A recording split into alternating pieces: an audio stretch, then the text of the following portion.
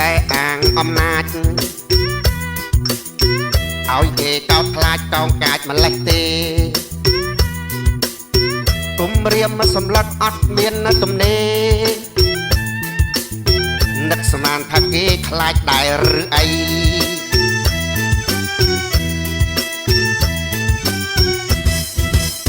មើលប្រវត្តិសាស្ត្រកុំចង់ផ្លាស់ប្ដូរមើលអូមើលព្រំមើលភ្នំមើលព្រៃផែនទី0407នោះអីកុំមកបាកាឡៃគូផែនទីចោល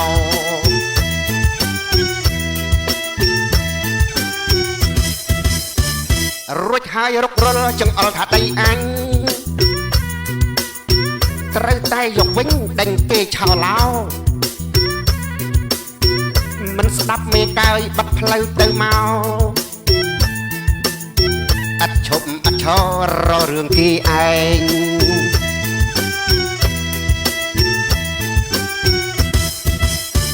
ស្មានថាគេអន់បន្ទន់ខ្លួនខ្លាចគេក៏សំងាចអង្គអាចជាក់ស្ដែង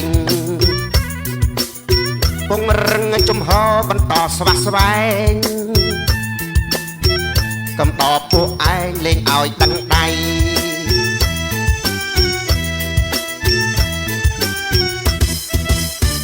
ដល់ដាក់ពាក្យប្តឹងទៅICJប្រកែកថាទេអញមិនទៅទេវៃខ្លាចតឡាការតែចោលទៅអីអ្នកបើចង់ឈ្នះក្តីតោះទៅក្រុងឡាអេ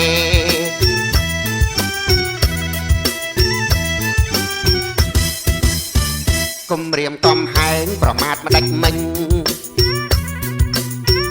គេតបតវិញថានិយាយលេងទេគិតថាយើងរស់ព្រោះដោយសារគេច្រឡំហើយណែខ្មែរក៏មានគ្រប់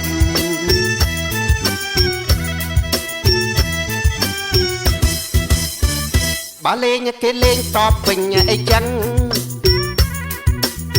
ហើយបើលេងកុំខឹងឡើងភេងឆេងឡប់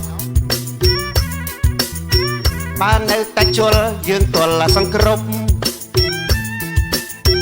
អត់ដកថយឈប់លុបបាត់ទឹកដី